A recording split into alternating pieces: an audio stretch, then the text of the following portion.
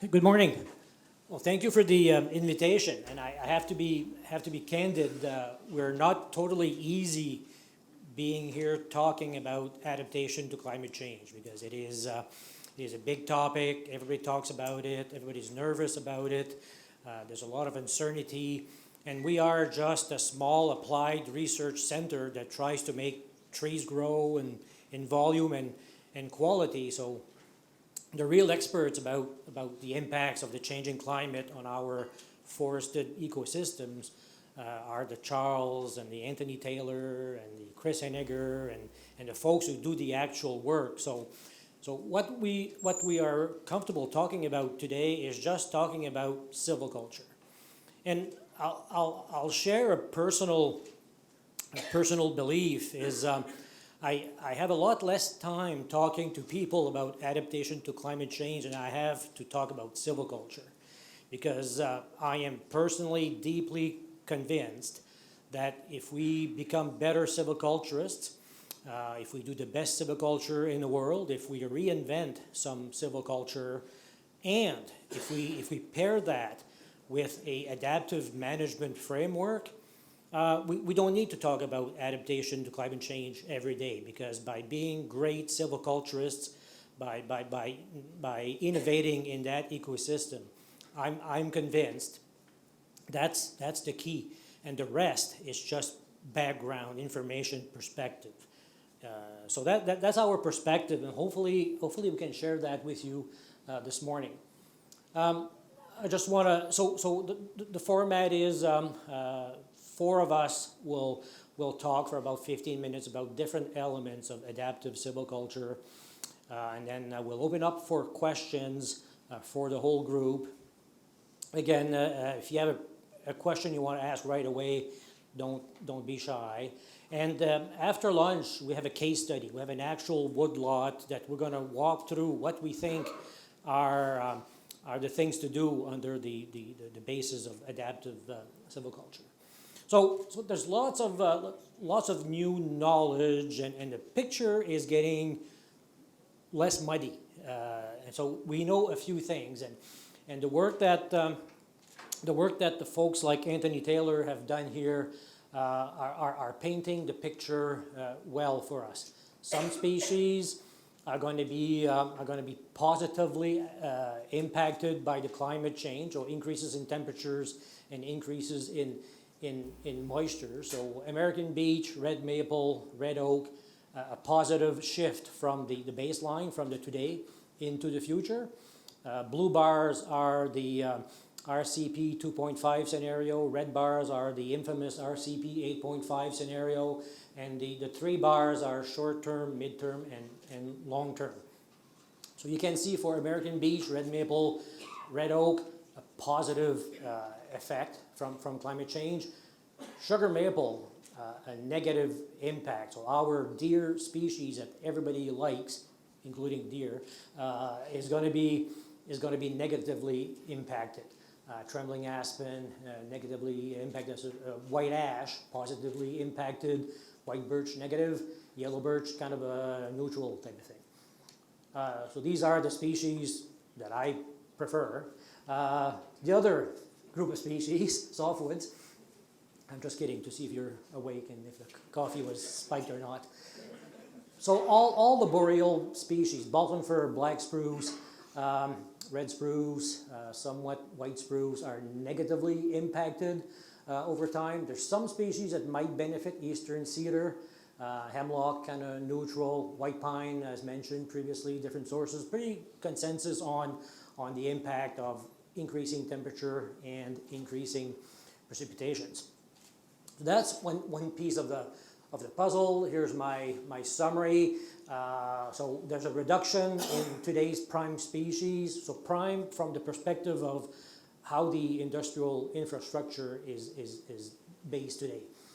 Balsam fir, black spruce, red spruce are going to be impacted. If you have to invest $500 million in a softwood sawmill today, just think about it a little bit.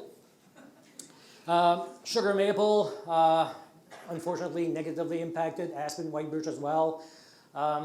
There's some opportunities with new species or species that are not prominent today that much, or red oak, real opportunity, and white pine. There's some that I call adding insult to injury. Like you saw white ash being one of the most positively impacted species out there with raising temperatures and precipitation. Why am I saying insult to injury?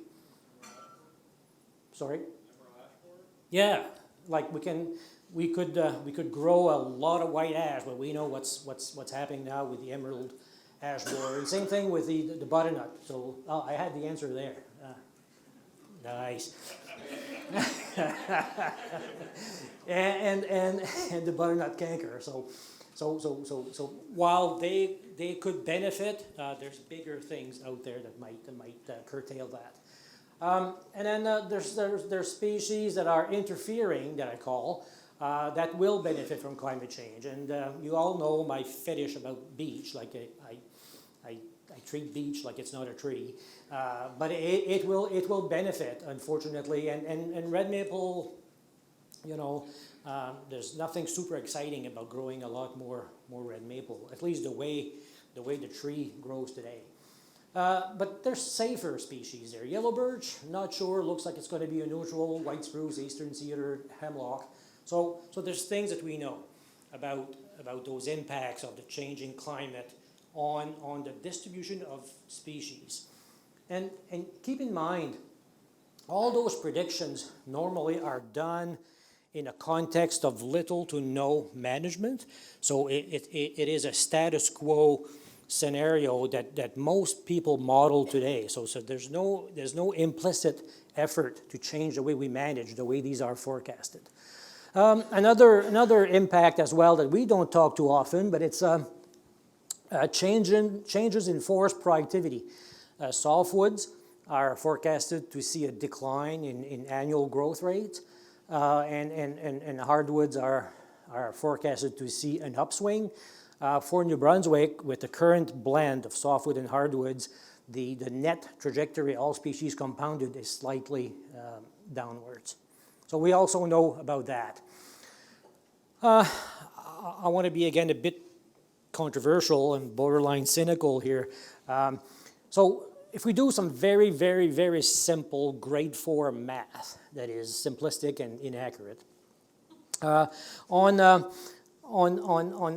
what we know. So our climate, if you watch the documentary that we produced, but Anthony Taylor has a neat statement in there. He says that by the next century, our climate here could be equivalent to that of Northern Virginia. So if that's the case, it's about in 80 years, and as the crows fly, it's about 1,200 kilometers. So the spread in terms of climate is about 15 kilometers per year. But it is known that trees expand their range at a rate of about 200 meters per year. Who's going to win the foot race? You want to edge a bet on is it the climate or the trees that will get here first? Well, we know the answer, and at this rate, the trees that are specific to that area, North Virginia, with the example of loblolly pine, would take 6,000 years to come here unless we do something. Just straight math. And it is likely that this will not be happening at that rate anyways, because of all the other factors. So exotic pets and all these things that come and change that. So keep that in mind. So with that background, I want to talk about adaptive silviculture.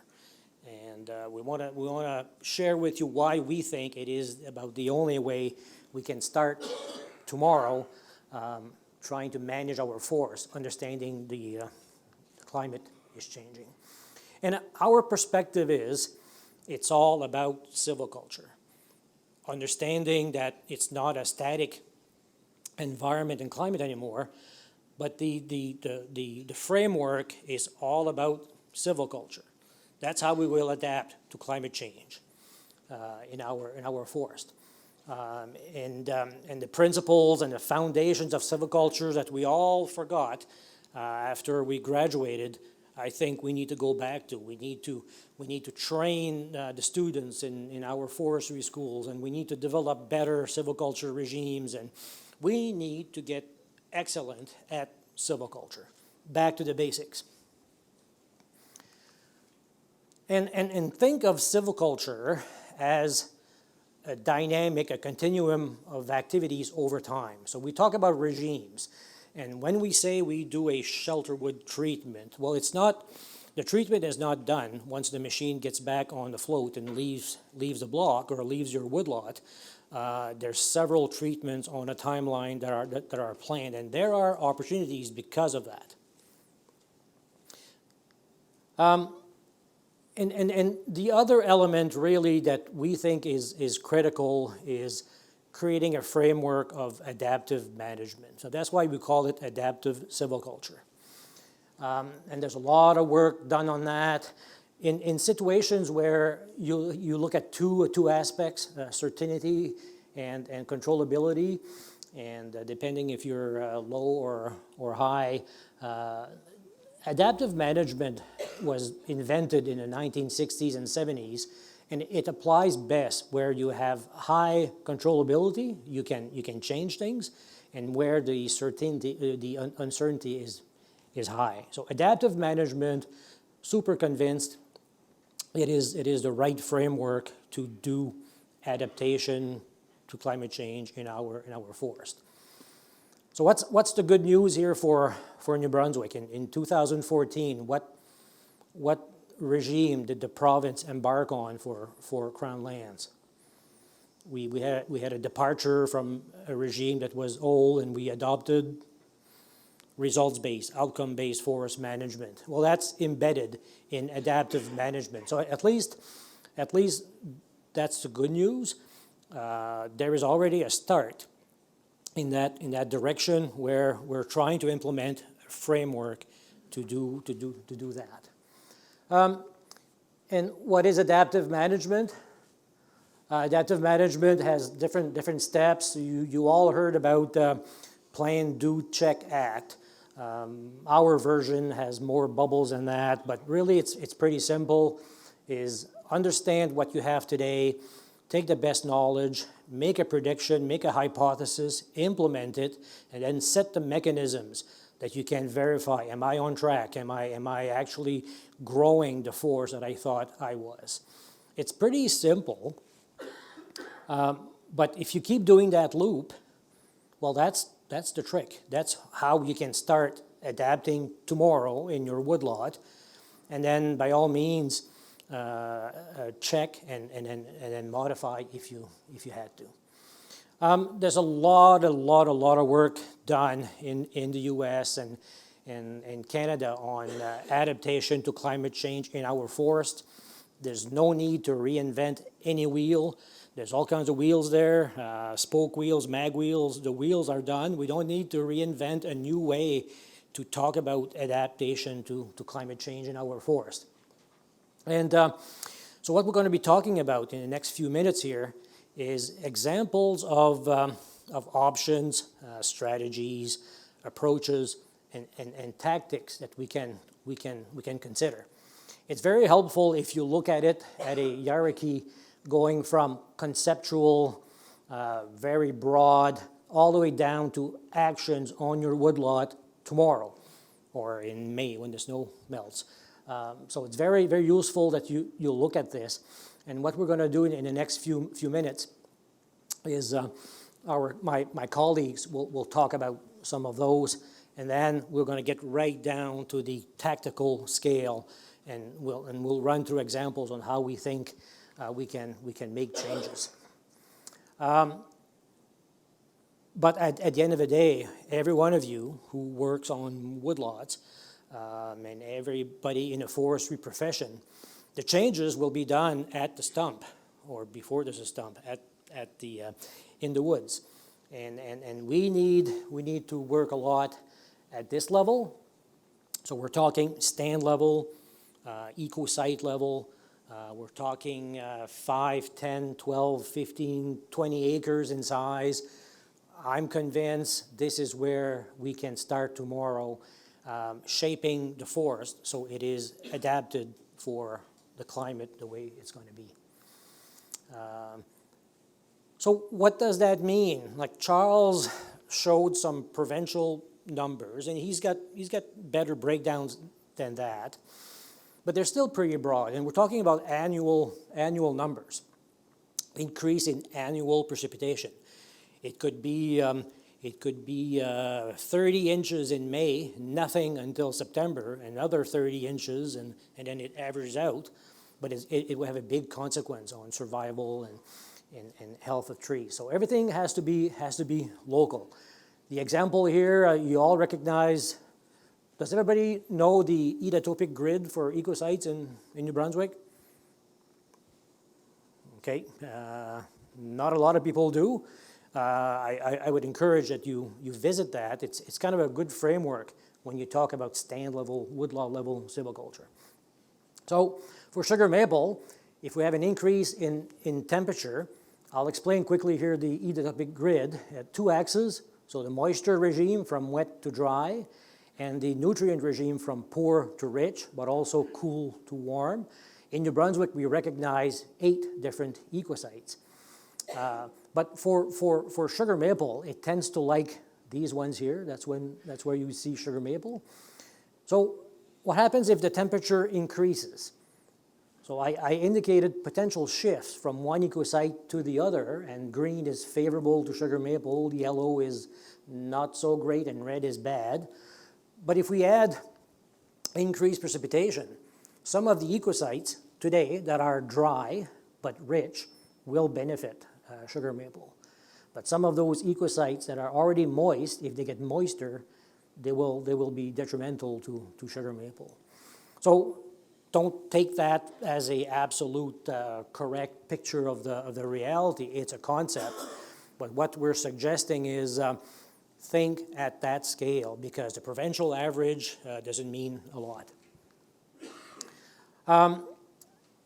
So anyways, I'm gonna let my colleagues take over here, but really the take-home messages are practice the best silviculture that you can. Go back, relearn, and do that. The best thing we can do in forestry schools to adapt to climate change is to give students more silviculture training. That's mandatory. Implement adaptive management. Plan, do, check, act, repeat, and then begin right now. So my colleagues will talk about options for adaptation at these scales, and after lunch we'll do a practical example at that exact scale. We have time for a few questions before we continue. Any comments or questions? Yep. I have a question about your third slide where you showed this grid of increasing uncertainty as you go up. So increasing uncertainty means low certainty, right? Right. That's what you mean by that? Yeah. Right. So high uncertainty is low certainty. Yeah. So the way to interpret this is where we have low certainty about the outcomes and the environment, but we know we have great control over how to mitigate it or adjust to it. That's where we recommend adaptive management. If you're interested, there's a big document about that, about adaptive management, and they talk about that. But we say if there's high certainty, so to do this backwards, if there's high certainty about future outcomes, you don't really need to implement adaptive management, because you can do mostly status quo. So it's just a framework to look at what are the options to mitigate depending on the level of control you have over the feature you're trying to change and the level of certainty. I know I didn't quite answer, but we can talk about it if you want during during break, but the reference here is pretty good about talking about that. And Optimal place to be with the low uncertainty and high yeah, probability. yeah. So Lower right. yeah, so if we're in this situation here, well, we know what's coming exactly, and then we have full control, so we don't have to worry too much.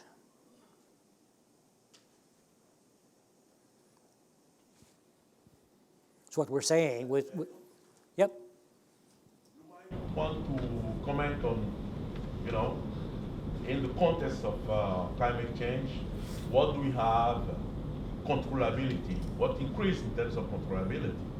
Yeah. And what increases in terms of uncertainty, so that adaptive management becomes what is, Yeah. we have to develop. So that's a good clarification, Hector. So controllability is not on the changing climate. Like we have zero control there, but we can control what we do to our forest to minimize the impacts. So the controllability is on the tools we have today to compensate, mitigate, correct, not climate change, but what happens to our forest. So that's a good point, Hector. Any other questions, comments?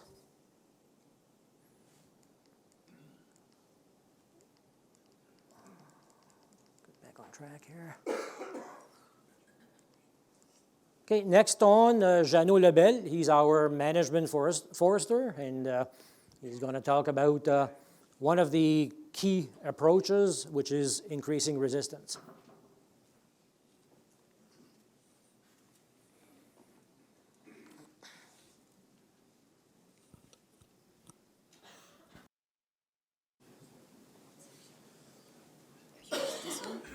Yep.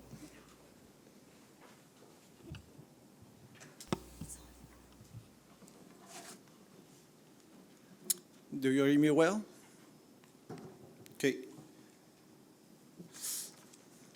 Today we will present the three adaptive management approaches generally recognized, which are resistance, resilience, and transition.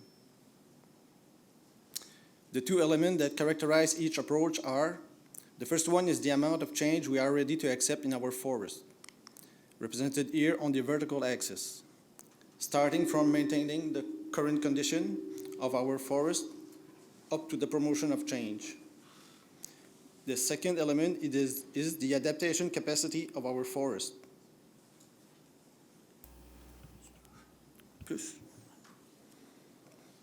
As we can see here on the horizontal axis, starting from a very low adaptive state up to a point that the adaptive response is improved. We can observe that as we shift from resistance to resilience to transition, we are shifting upscale on both axes.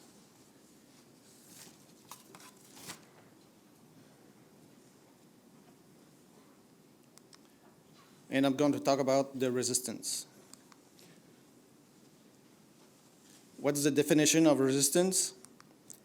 It's action that improve the defenses of the forest against anticipated changes or directly defend the forest against disturbance in order to maintain relatively unchanged condition. The resistance options typically involve investing resources into maintaining what is currently on the landscape.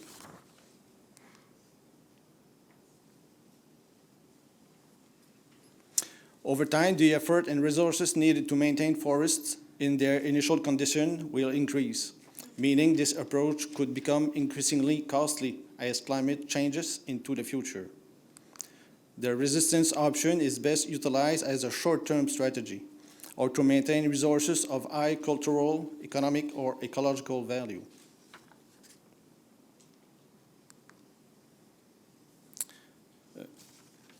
Disturbance.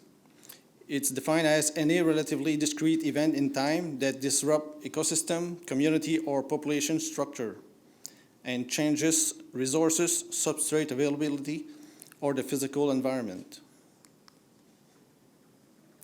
In this figure, we have on the x-axis the severity of the disturbance, and on the other axis, we have the frequency. If we talk about the Mount St. Helens volcano eruption, It's something very severe, but not frequent. And at the other end, we have single tree blowdown, which is very frequent, but not as severe.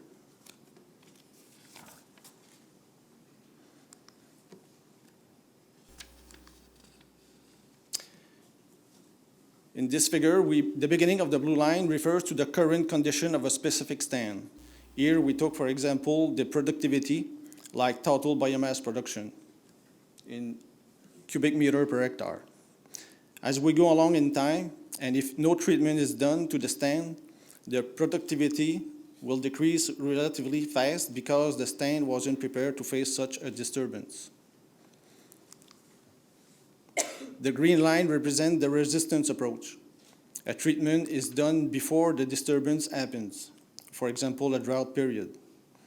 At that time, the ecosystem function, or our current condition, will remain relatively stable. But over time, as the disturbance becomes more severe, the resistance approach will reach its limit, leading to major changes in our forest condition.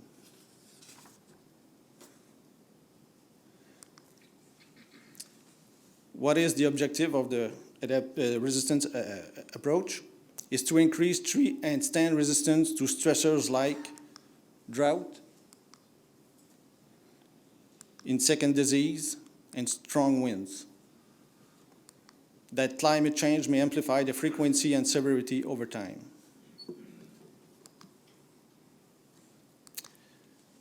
The elements that can be managed using silviculture practices to improve forest resistance. We can manage the stand composition, which are the tree species within our stand. We can manage the stand structure, like the age classes or the number of cohorts. We can manage the stand density and the tree health and vigor. The tools, the silviculture practices which improve forest resistance are pre-commercial thinning, commercial thinning, and partial cutting, like the SPS developed by the NHRI.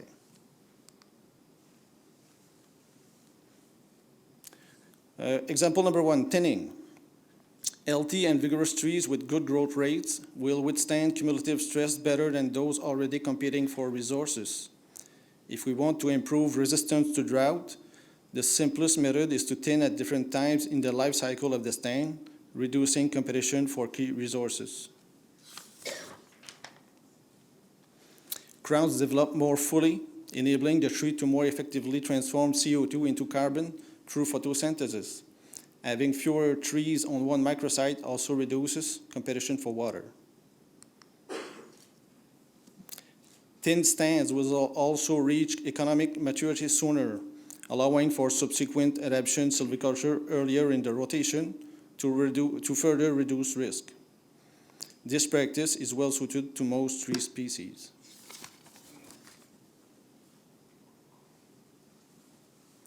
Example number two, partial cutting. Partial or selective cutting in hardwood stand is a bit more complex than thinning in softwood stand. The main reason, it's not always easy to identify the signs and or symptoms that characterize weak trees. On the left, we have a fungus called Pleurotus asterotus on the sugar maple. And on the right, we have another fungus on the sugar maple too, and it's the black area here in the stem. What tree is more likely to die in a short term? This fungus causes decay in trees very quickly.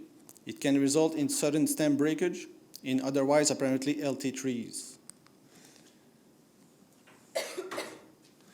This one is not even taken in consideration when assessing the health of a tree.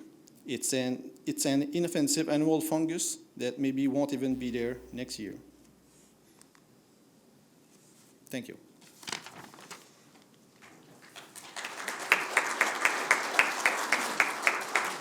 Okay, so we'll take questions when we're all done, all presenters together. Next up is Ines Khedhri. She's a researcher at the Institute, and she'll talk about resilience. Thank you. Okay, as the figure shown, the resilience approach is the center approach in climate change issue. Okay, in climate change issue. So it defined as action that accommodates some degrees of change but encourage a return to prior condition or desired reference condition following disturbance. This figure presents the comparison between different approaches. The resilience approach presents different phases. For example, when you have a treatment, as silviculture treatment, we will observe a small drop, but a rapid return to reference condition. However, when we will have the first disturbance, we will have an important drop, but a relatively slow return to initial condition. The second disturbance, the amplitude of the second disturbance will be less important compared to the first one. However, when disturbance continue to increase, the productivity will reach the lowest level over the time. Okay, we have a list of strategy that can help you to move from board idea to really action. I will the first strategy I will present is how to promote diverse age classes. We know that species are vulnerable to stressor at different stages in their life cycle. For even age stand, they are often more vulnerable to insect pests and disease, many of which are likely to increase in range and severity as a result of climate change. However, for an even age stand, a small proportion of the population may be exposed to a particular trait at any one time, which can increase the resilience approach of a stand to a wider range of disturbance. For example, if I took an even age stand or an even age stand, if I have the insects, for example, the spruce bedworm, the result will be more or less important for an even stand age classes, because the mix of forest, the mix of age classes or structure can help us to reduce the effects of, for example, this insect, and reduce the availability of hosts of this insects too in our stands.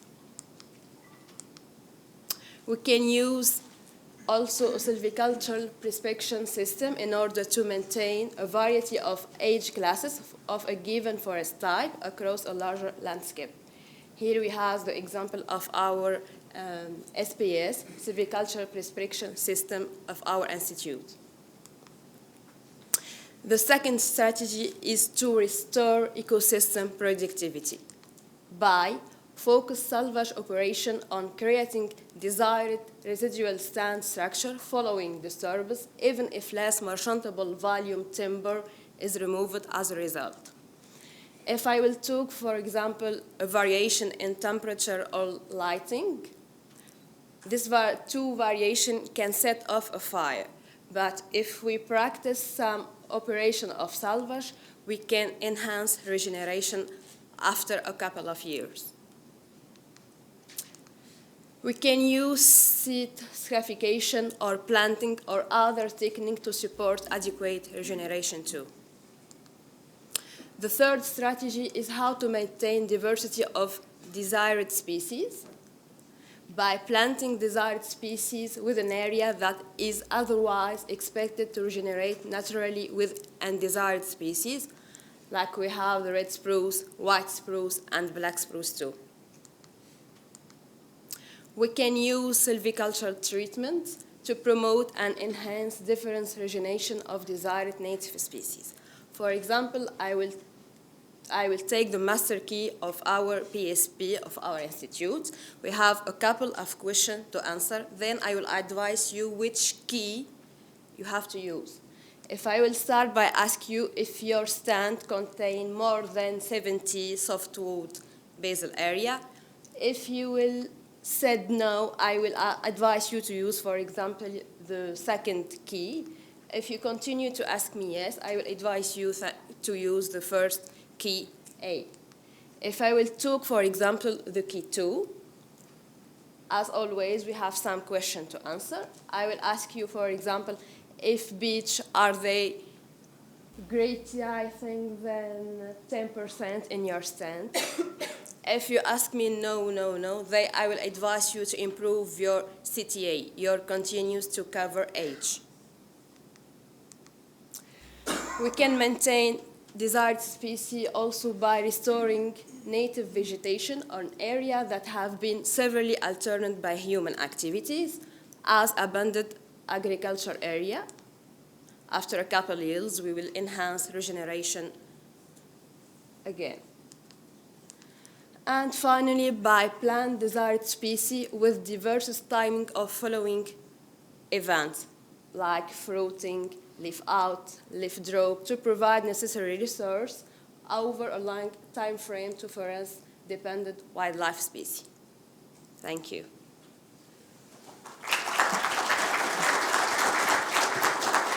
And Stéphanie Lebel-Landry, our regeneration specialist, will come and introduce the last broad concept on adaptive silviculture. So the last concept is about transitions. So this is the approach that promotes the most changes, but also it will create a stance that is more adapt to climate change. So transition is the process of changing from one state to another. So for example, if I have a mixed stand on my lot, I will not necessarily do a silvicultural treatment to have another mixed stand in the future, but maybe I will choose to plant white spruce. So this is an example of transition. So at the beginning, I had a mixed stands, and after the silvicultural treatment, I will have a plantation of white spruce. So compared to the other approach, well, the treatment will have the most changes if we choose the transition approach. But over time, the productivity of our stand will increase, and it's probably the approach that will keep up the productivity increasing over time, even if climate change is happening.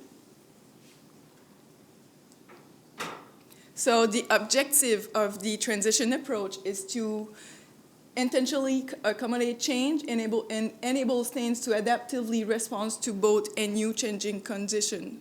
So we really want to do a new stance to really cope with climate change and what will be there in the future.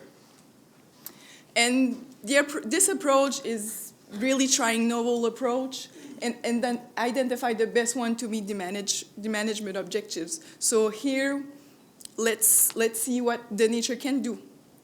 For example,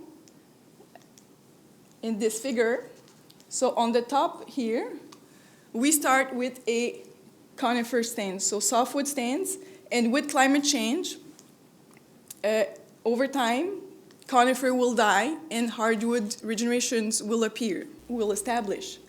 But if we choose to the transition approach, well, we'll do a silvicultural treatment here to establish hardwood regenerations, and over time conifer will die and the hardwood species will be dominant in the stands. So you can see that over time we save money and productivity because with the transition hardwood trees are bigger than here, so we save time. So the benefits of the transition approach is to increase the adaptive capacity of the stand. So over time, the stands will be more adapted to climate change and what will be there in the future. There's also some disadvantage. It took more upfront effort, but the effort is decreasing over time. So right now we'll do a big change in our stands, but over time the stand will just adapt by itself. It's also the most radical because we do a greater change in our stands, and it's also potentially risky because climate change, we don't really know what will happen. We model things, we hope that it's gonna be this, but we don't really know. So this is why it's potentially risky. So where do we do transitions? Of course, it's not the first approach that we'll take, but in some area, it's probably the best one to choose. So we'll choose the transition approach where we need to plant, so artificial regenerations, or a start over is a valuable options. And we also want to choose a transition approach if we are in area where the vulnerability to climate change is high. So for example, here, we know that by 2100, white birch, there will be a low probability of occurrence of white birch in New Brunswick. Versus red maple, in 2100, red maple, the probability is almost the same as today. So for example, if I have a mixed stands on my lot with white birch, I will potentially choose the transition approach. But if I have a stance with red maple, the vulnerability is low, so I will try to keep my red maple on my lot.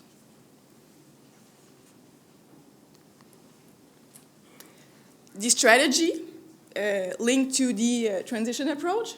So the first one, of course, is assisted migrations. So we'll introduce new species in our lots, or we will choose individuals of the same species that are more adapted to what we think will be there in the future. So for example, if I need to plant white spruce on my lot, I will tend to choose seedlings that comes from seeds from southern Maine because they're probably more adapt to warmer climates. And also, you can change species composition. Like I said, if I have white birch on my lot, I will probably tend to do a species composition shift on my lot. So example number one of the transition approaches. So let's say I want to cope with the increasing number, durations, and intensity of spruce bollworm outbreaks on my lot. So I have a white spruce plantation, and I'm ready to cut it now. So if I choose the transition approach, I will probably plant white spruce containing resistant gene against spruce bollworm within a mixture of species. So I'm giving a shot to my white spruce to cope with spruce bollworm, but I'm also giving a shot to the other species on my lot. So example number two, if I want to cope with the establishment and proliferations of invasive species like American beech, I know it's not really an invasive species in New Brunswick, but there's not a great market for it, and it's barely keeping up with the mature strata because of beech bark disease. So let's say I have a stance with yellow birch and beech in the regeneration strata, and I don't want beech to overcome the yellow birch. So I will harvest more than 60% of basal area to give a shot to the yellow birch seedling and sapling and discourage beech. And here, at the NHRI, we've done a research that demonstrate that if we harvest more than 60% of the basal area, it will promote yellow birch seedlings and it will discourage beech. So, in conclusion, let's keep in mind that there's some uncertainty about climate change and about the impact of climate change on forests. So we try to know what will happen in the future, but we don't really know. So studies are really important. And a good strategy for your lots is really to improve the vigor and the diversity of the tree species to cope with climate change. And like Gaetan said, adaptive management become increasingly important. So if I'm on my lot and I've tried, let's say, a transition approach, I will, of course, track this transition to make sure I'm on the right pathway. And if not, I will try another thing right away to try another pathway. And we don't know about the future, so don't be afraid to try new things.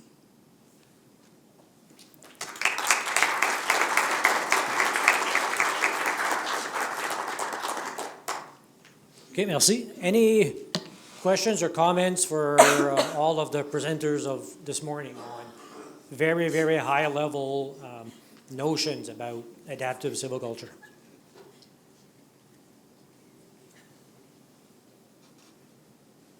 This seems to be geared towards industrial forestry. Am I correct in assuming that? No, this is geared for every scale. Like the adaptive management framework fits anywhere at the woodlot scale as well as the Crown Lands license scale. The silviculture itself, we think, applies everywhere. And hopefully, if you're around this afternoon, we'll demonstrate for a woodlot what that means. I'd like to think that it fits everywhere, regardless of the tenure and the scale. So if a woodlot owner was concerned about biodiversity rather than industrial forestry, you'd have silviculture options for that woodlot. Yeah, and what we are focusing on at the Northern Hardwoods Research Institute is the production of timber, quality timber, and so we don't pretend that we know everything about enhancing diversity and habitat and all the other ecosystem services, but there's a lot of other places that do that. So certainly the stuff that we present is under the perspective of growing timber quality and volume. May I ask one more question? Sure. What's the fate of bur oak and ironwood? Yeah, so what's the fate? I was supposed to repeat the questions and I did badly. What's the fate of ironwood and bur oak? From what I've read and looked at, it is not documented very much, and I think it's because of the relatively low proportions of those species today. Charles, do you have an opinion on the fate of bur oak and ironwood? Yeah. So my personal perspective is I look at them as part of a vegetative community associated with tall hardwoods or uplands hardwoods, and my gut feeling, and that's all that is that what is good for the other species in that vegetative community might not be bad necessarily for bur oak and ironwood, but that's just a judgment call at this point. Maybe some of the American states, some of the New England states would have a clearer answer based on information and data. So I would look there. And my opinion again, it would be the same for butternut and white ash, except that these two are plagued with two very nasty health issues, and so that's going to trump anything that the climate would induce. Yes? Graphs showed at the introduction, showed growth over time, and resistance, resilience, and then transition, the third one, and they're all shown together. So the transition clearly had longer. So yes, transition had higher productivity over time over all of the other strategies. So it's a takeaway message here that transition is the best approach. Okay, I'm going to try to paraphrase your question into maybe the last statement, And the question, or the comment was, we introduced those three broad approaches, and when we looked at potential impact on one ecosystem function, and we had chosen site productivity, we demonstrated from the concept that maybe the transition option would offer the best option for site productivity. Am I paraphrasing your question as faithfully as? Yeah. So we just picked one indicator of ecosystem processes, and so it was site productivity. And in New Brunswick, we have a good system where we can actually predict number of kilograms per hectare per year that we grow. So in that conceptual example, yes, a transition showed the better response, but it does not mean, and that should be a take-home message here, it doesn't mean that you should conclude that transition is the best adaptation approach. So we have to be careful, and hopefully this afternoon we'll get to get right in it, and I think it should probably come out. Again, what we presented here so far this morning are just very, very broad concepts at a very high level that are not very practical to implement.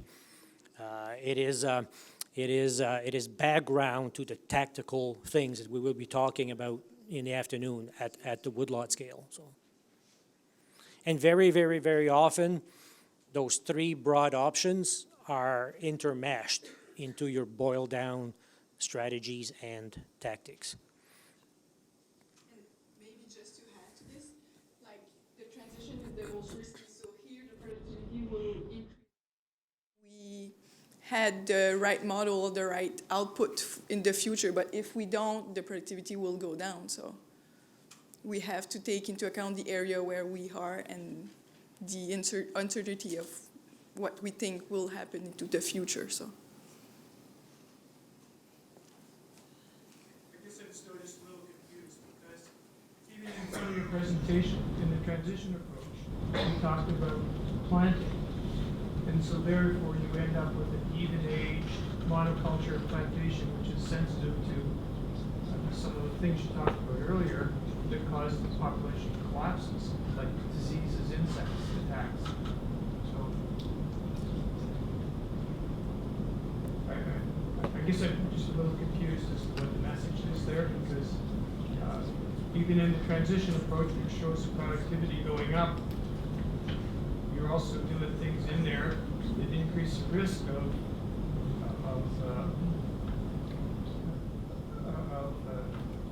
disease, for example. Mm-hmm. So here, the productivity in the case of white spruce plantation, it depends on the disturbance that will happen into the stand. So let's say the two disturbances are two spruce but one outbreaks, and we have a stand that is resistant to this. So the productivity will increase, but if we have another disturbance that will shut down all the stands, yes, it will go down. So. And again, these were concepts, so not actual examples over a long time period.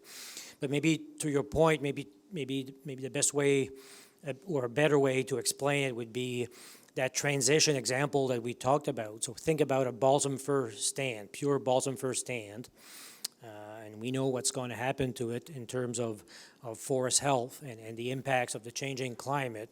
The transition action would be to cut over that stand and then do scarification, plant genetically improved material that would be spruce, and then by doing that, you increase productivity, you shorten the rotation.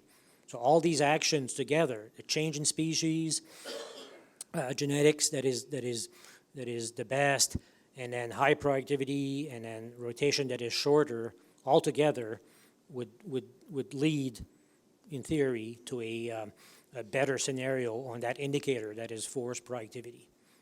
So if you think of that extreme concept, I know maybe it explains better the transition approach.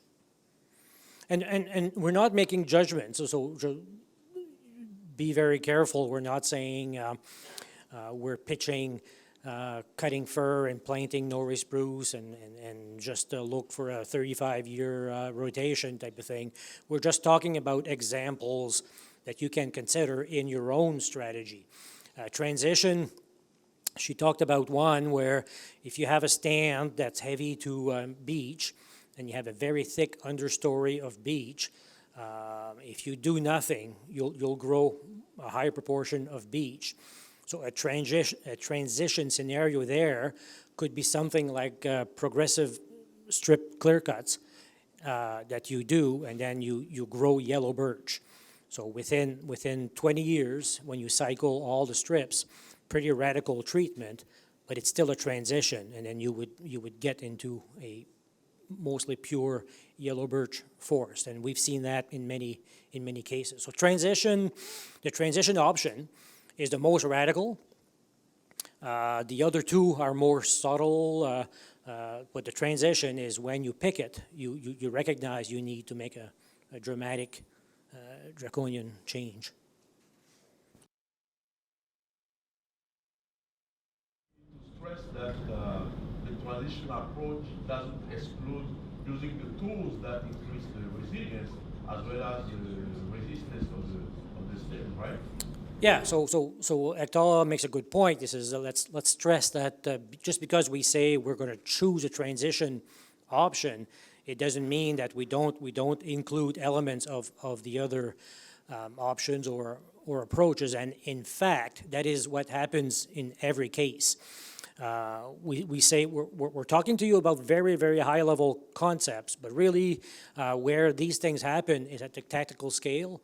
And you'll see examples where in one recipe, in one recommendation, we pick and pluck elements from every one of those three broad options.